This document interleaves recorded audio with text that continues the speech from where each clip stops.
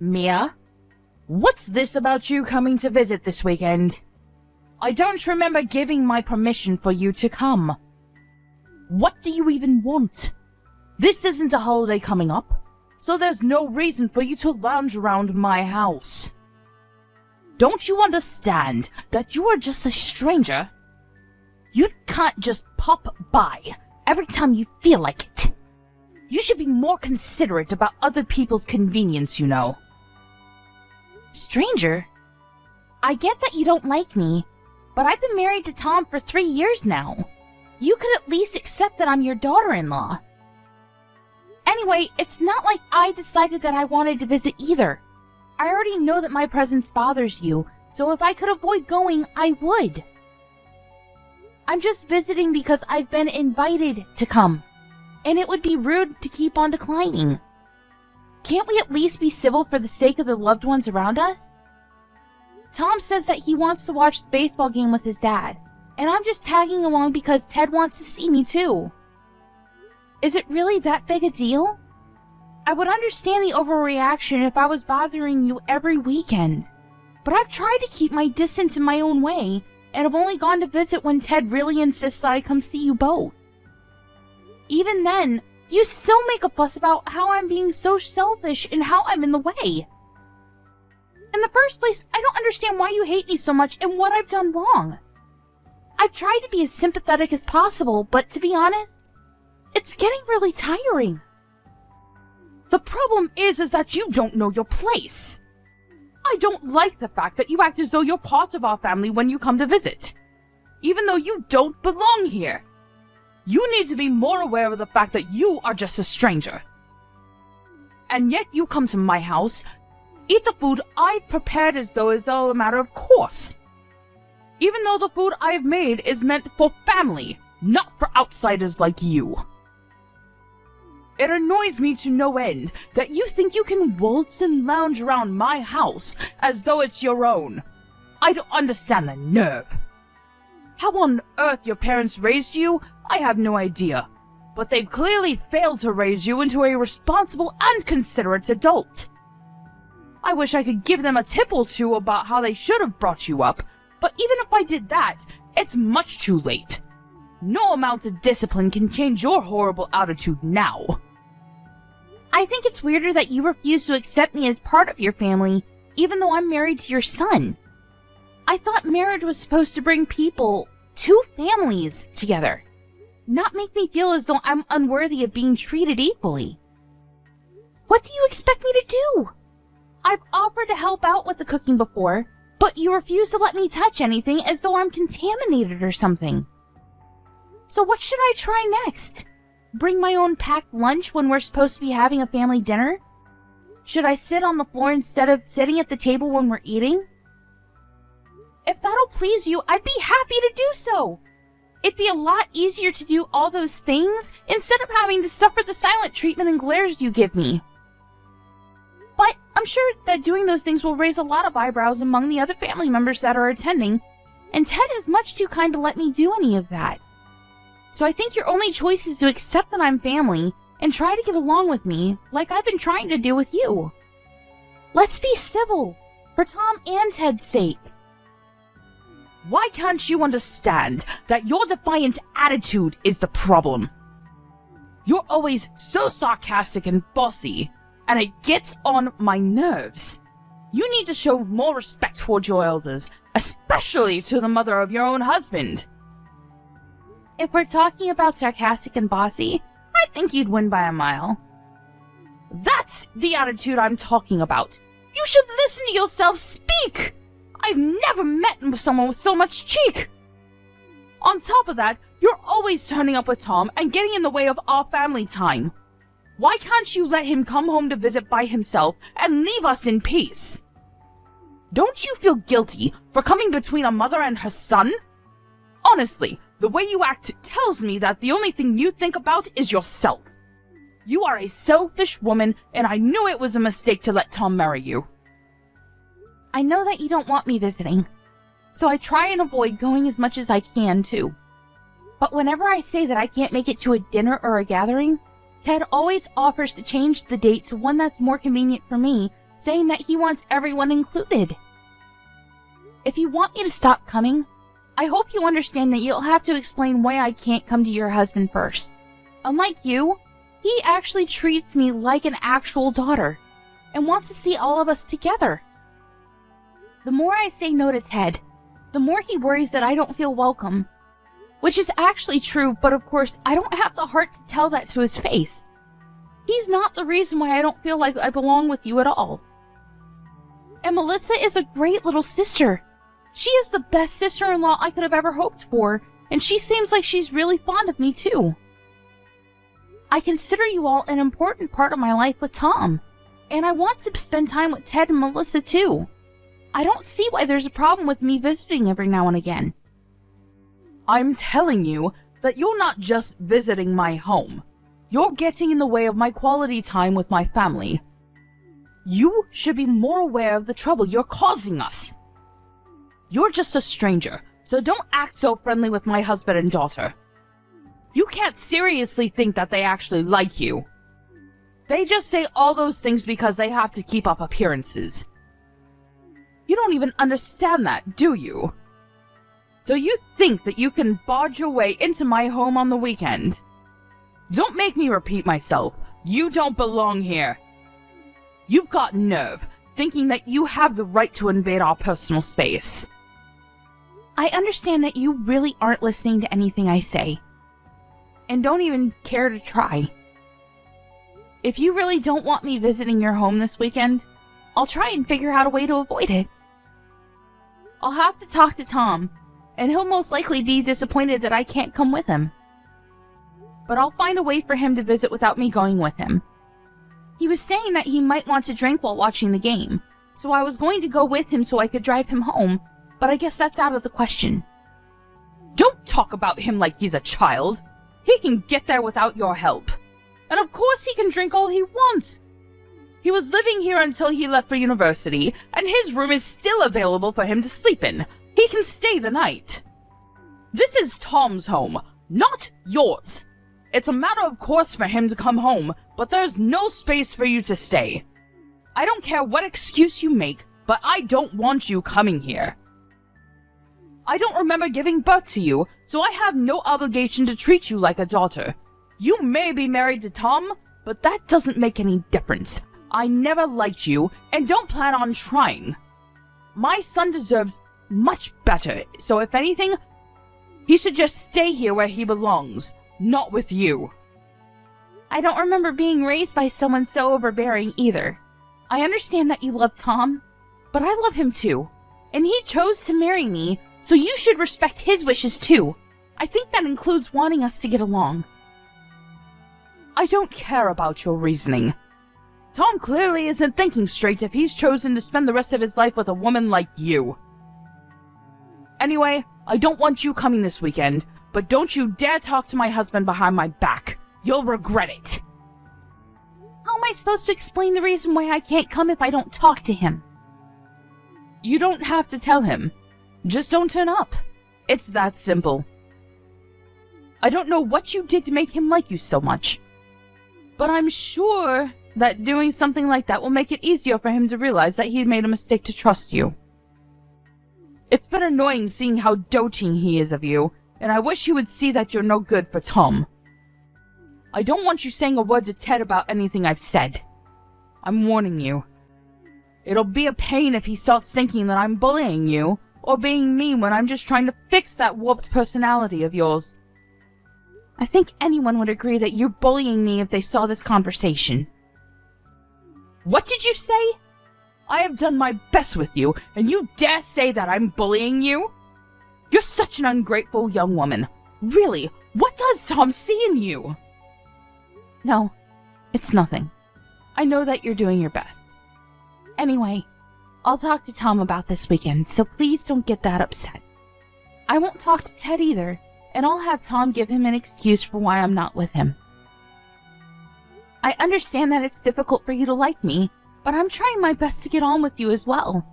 Tom wishes we could be closer, but if we could at least accept each other's importance to him, I think it could be easier. Well, I'll have Tom let you know what happens. You know the trip to your parents' house we were planning for this weekend? I think I'll pass after all. Huh? But I thought we already decided we would go together. Why did you change your mind all of a sudden? Did something come up at work? If it's not work, could you reschedule whatever it is for another day? I already told my dad that you're coming, so I can't tell him that you changed your mind. You know that he's really fond of you, and he'll be really disappointed if he hears you can't come this time either. And you know that it's important we see them this weekend. I know he is. And I'm really happy that he's always so generous towards me. He and your sister always make me feel like I've actually joined your family, and I love them like my own family too. It's not work. It's just that your mom found out that I'm coming with you. And she started messaging me again. Your mom doesn't make any effort to change, even though I'm doing my best to be really patient with her. I think it's best to just keep my distance and let her have her territory. It's pretty obvious that I'm not wanted there, and I can't enjoy myself, let alone relax, if she's always so cold towards me. I want to get on better with her, but no matter what I do or say, she's always so critical and finds a problem to complain about. It's worse that she gets so jealous about me talking with Ted and Mel so normally. Don't let her bother you so much. You've got all of us backing you up if she ever crosses the line. And besides, she's all bark and no bite. At the very least, she's been pretending to get along with you when you're with all of us, hasn't she? She cares too much about appearances to make a fuss in front of Dad. Yeah, that's true. She's always making nasty comments when she messages me, but her personality changes completely when I meet her in person. It really makes me feel uneasy. And it makes it even more difficult to show you how horrible she really is to me. It's like it's all just my imagination until we leave, and she starts messaging me about the things she must have been bursting to complain about. You can always show me your conversations, you know? It'll make it easier for me to tell her to stop if I know exactly what she's saying to you. I don't know what she always messages you about, but she must just be craving attention. I know that you've already spent a lot of time trying to get to know her and find something you have in common, but she probably needs more time to accept that she doesn't have me to herself. She was always really overprotective of me, and now that she's feeling lonely, she's probably taking it out on you. That's not your fault, and it's wrong of her to do that. So if she does say anything when we go this weekend, tell me. I'll stop her, and won't let her say anything to you. So don't worry. You don't even have to talk to her. You can spend the day with me and Dad, and Mel will be there in the evening, so you can have her stick with you too. Also, I was hoping that we could take it easy and have a few drinks. So we might end up spending the night. Do you think you'll be okay with that? What? You want to spend the night? No way! Even if there was a 1 in a million chance I'd be okay with it, there's no way your mom would be. Tom, I don't want to stay the night. I can already imagine the mood she'll be in the morning, and the way she'll grumble about the crease on my PJs, or that I used too much toothpaste, or that I didn't wake up early enough to help with making breakfast. I can't get anything right with her. Please, Mia, I'm begging you. It's the first game of the season, and I don't want to miss it. Dad and I have been looking forward to this for months. I want to watch until the end, and I'll be drinking, so I can't drive us home. It'll be easier to just stay the night. Please? I won't make you come with me the next time I go to visit. You just have to visit this time, so we can give them the news. I'll go. But I'll drive us home. That's what I always end up doing anyway. This time is no different to every other visit we've made.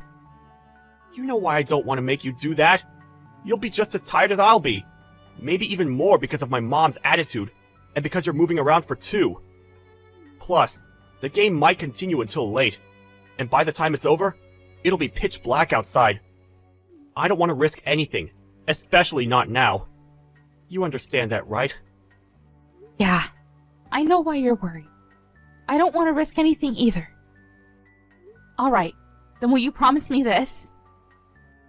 If your mom starts picking a fight, will you please come between us? I don't think I can handle any more stress from her. Even if I try and ignore her, She just starts name-calling and accusing me of being disrespectful. So you've got to stop her before I actually lose my temper with her. Of course I won't. Leave it all to me. Even if she's my mom, I can't let her keep on hurting your feelings like this. She's got to understand that you deserve her respect too. Thank you, honey. If you're that sure, then I'll trust you and I'll just focus on announcing the news on Sunday morning. Are you an idiot? What the hell is wrong with you? I think that's my line. I can't believe you would do something so stupid. I always thought that the way you were so two-faced towards me was off, but I never thought you would go this far. I hope you understand that I am never going back to your house ever again. I never want to see your face. I'm going home. Go home for all I care. I'm glad you finally understand. You were never welcome here in the first place. There's no place for you here. Not for a woman like you, who thinks that she can use this house like it's her own home. You've got the audacity to lounge around my house. Who do you think you are? You better leave while my husband and son are still watching the game on TV. Honestly, there's something wrong with you. How you can walk around like you own the place is beyond me. Excuse me? You're the one that's got something wrong with her. Do you even realize what you've done? What did you say? How dare you speak to me like that? I deserve respect. I am your husband's mother. You can't talk to me like that. Take that back right now. Respect? You think you deserve respect after the way you've treated me these past few years? After what you've done tonight? Respect is something that everyone deserves, but you don't even want to respect that your son chose to marry me. You don't even treat me like you should treat any acquaintance, even though we're supposed to be family. All I did tonight was try and use the bath, and you got mad and punched me in the stomach. You think I owe you respect? All you get is a restraining order with an attitude like that. There's something wrong with the sense of entitlement you have, and it's clear to anyone that you're in the wrong here. Maybe you should calm down and think about what you've done, and you'll realize that you've messed up. While you're at it, why don't you think of an apology? If it's sincere enough, maybe I'll rethink the order. Oh, now you're showing your true colors. I let you talk, and all you do is insult me. Apology? Why should I be apologizing to you? I haven't done anything wrong. You're the one that tried using the bath in my house, even though you're a stranger. Without permission. What's wrong with me stopping you? It's my house. Without permission? I only tried using the bath because Mel said I could use it before going to bed. I would never barge into someone else's bath without asking first. I was offered it. Also, I've used the bath in this house before and you didn't make such a big deal out of it then. And stopping me? With your fist? You can't just ask me not to use your bathroom like an adult? I would have just gone to bed without a bath if you had asked nicely, since I'm not as childish as you are. But instead, you came into the bathroom when I was changing, grabbed at me, and punched me. What is the matter with you? I can only think that you've got some serious issues that you need to sort out. Have you ever considered taking anger management classes? Because I'd be really grateful if you could start taking them. If I had asked you not to use the bath, then it would make me seem like I was the bad person in that situation. You would have gone to complain to my son and husband that I was being mean to you and act like the victim. Don't you understand something that simple? You're completely at fault in this situation regardless. I can't believe you could have done something so unacceptable. I can't take dealing with you anymore. I've been really patient with you, Sophia. But you've been way too horrible and much too rude. I'm not going to take any more disrespect. I don't think anyone can blame me for being so angry. To be honest, I don't think anyone could blame me if I hit you back involuntarily. But unlike you, I don't believe violence is the answer. I want you to be able to understand that what you did was wrong. And I would never be able to do that if I had acted on impulse and stooped down to your level. Excuse me? I'm at fault. Even though you're the one that used my bath. How many times do I have to tell you that you're just a stranger in this house, and you don't get to use this house like the rest of us do? What's so bad about me disciplining you for not listening to what I said? You're like a dog that peed on the floor. You need to be taught a lesson. A dog? My God. You're going to regret ever having said that, and ever having punched me. What? Are you threatening me? What are you going to do? What on earth do you think you can do? I'm really pissed off right now, so you'd better not test me. I'm going to tell your entire family what you did. There's no way Tom or Ted or Melissa will want to stay with you after they hear what you've done. I'm going to get my revenge for the way you treated me, and you're going to be a very lonely old woman. Oh, really? Try it. There's nothing you can hold against me. They're my family, and there's no way that they'll choose you over me. I came first. Ted's my husband, and Tom and Melissa are my children. They'll support what I did, and they won't ever side with a stranger like you. Do you know why? Because they're not your family. You're just a stranger. This is my house and my family. I come first. You know what? I've had enough talking sense into you. I'm going home. But you better prepare yourself. I'm not going to forget about this, and I'm not going to let you get away with it. I've had enough of keeping quiet about the things you've said and done to me up until now. I thought it was best not to say anything so that it wouldn't ruin your relationship with Tom, but you've gone and blown it up yourself. When he finds out what you've done, you'll be sorry. I don't think we'll ever meet again. Goodbye. Mia? Mia, answer me! You've got to come back. Where are you? Hurry up and get back here, right now, Mia. Would you please stop messaging me? I'm ignoring your messages for a reason, and ordering me around isn't going to help anything. I have no obligation to listen to anything you say to me. Actually, I never had any obligation to, so you should be thankful that I was so reasonable up until now. If you're going to complain about the stuff I left there, I'm going to go and collect it when I go to pick Tom up. So would you please give it a rest? I don't want to see you, and I don't even want to talk to you. So if you'll excuse me, I'm busy. Wait, Mia, you've got to come back. You've got to come back right now or I'll get kicked out. Stop pouting and get back here. Hurry up.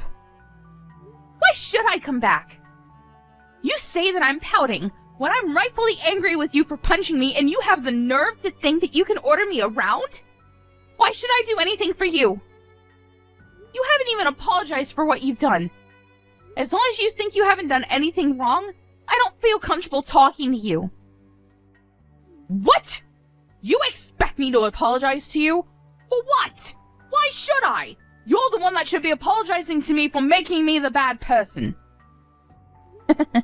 Oh, well, that's a shame. If you don't even want to try apologizing, there's no reason for me to come back. I guess it's difficult for someone as self-centered as you to understand when you've done something bad. Well, it's not like I would have forgiven you that easily after everything I've had to suffer. The best thing for me to do is just keep a distance and prioritize myself. I've got to put my physical and mental health first.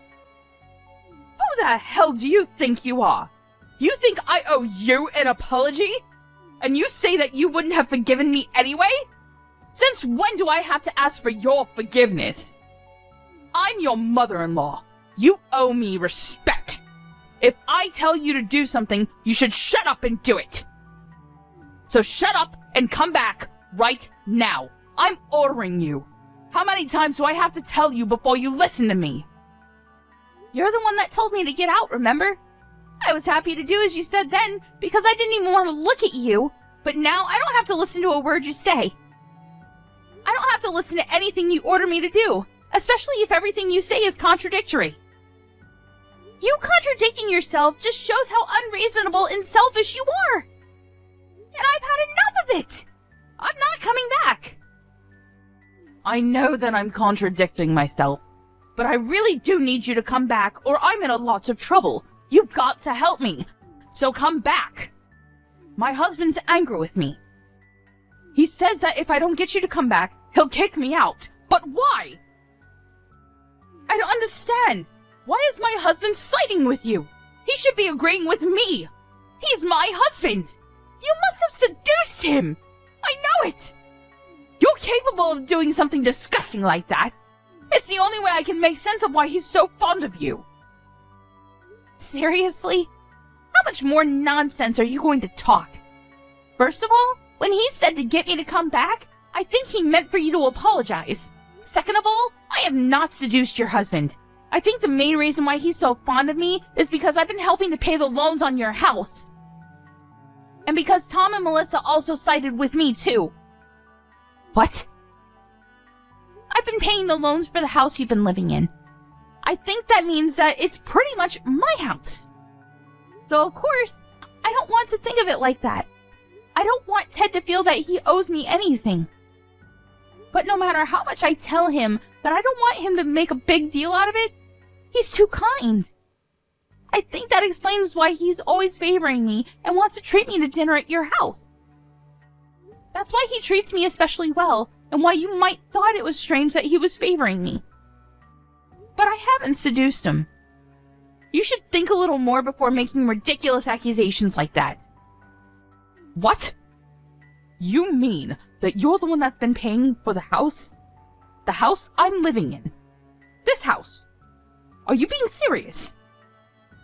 Ted had some problems with his business a year or so ago and was in a lot of debt. It was too much for him to handle the loans and the debt all by himself. So Tom and I spoke with him and I offered to pay the loans on his behalf until he clears up his debt. He said that it would take a few years for him to pay back the debt, but he promised that he would pay me back. So it was decided that I would take over paying for your house. Ted himself insisted that I use your house as if it were my own home. And I think that's why he wants me to visit more often, so I can relax and put my feet up. Unfortunately, it's had the opposite effect. But he never told me that he had gotten into debt because of his business. Why wouldn't he have told me? I bet you're just lying to make me feel like I owe you that apology. Why should I believe you when Ted hasn't told me himself? I never knew anything about his business failing. I'm not lying to you. If you don't know anything about your husband's business, that's your problem. You've got to talk to Ted about that. Or maybe Ted felt that he couldn't tell you. I don't know. It just shows that there's a lack of trust in your relationship with your own husband. Oh, that reminds me. You were saying something about my parents not raising me properly earlier? Well, I'd like to say something more about that. I think you've met my parents before on several different occasions, and you know what kind of people they are and the work they do. You know that they own a company, and that I'm helping out with running it. I should let you know that they're the reason why I was able to help Ted out with his financial problems. You owe my parents just as much as Ted does, and yet you insulted them in their child-raising methods and insulted me. I would never hold this over Ted, but you've gone way too far with your attitude. I didn't know. Yeah, and I'm sure that your attitude wouldn't be any different towards me even if you did know. But regardless of what my parents had done for you, you should have never treated me like that. I just want you to know how much you've embarrassed Ted by acting like such a selfish child towards me, someone he feels he owes so much to. Do you finally understand why Ted's so angry with you? I don't blame him for making you apologize and ordering you to get me to come back to the house. I do. So will you please come back? Now he's angry about me punching you. He's been shouting at me why on earth I thought violence was the answer. He won't calm down, no matter how much I try to explain what happened. Why does he even know about me punching you? He and Tom were watching the game when that happened. I thought he wouldn't realize. You thought it would be okay as long as he didn't realize? How naive can you get? I called Tom and told him what happened. You're going to answer for this. What? Why would you do something like that? Now it really does look like I'm the bad person here. Stop playing the victim and tell them what really happened. Tell them how you are flouncing about acting like you could do whatever you like in my house. All I did was punish you for that. I'm pregnant. Excuse me? I'm pregnant. You punched a pregnant woman in the stomach. That's why I left in a hurry, so that I could go to the hospital and see if everything was okay. Why wouldn't I call Tom and tell him what happened?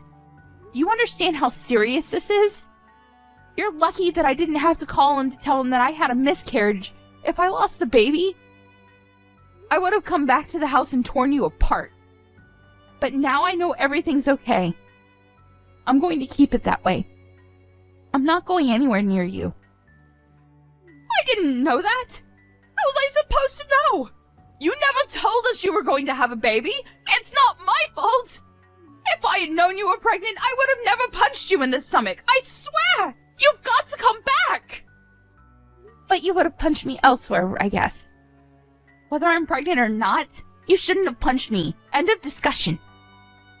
Tom and I were planning on announcing the news tomorrow morning after breakfast.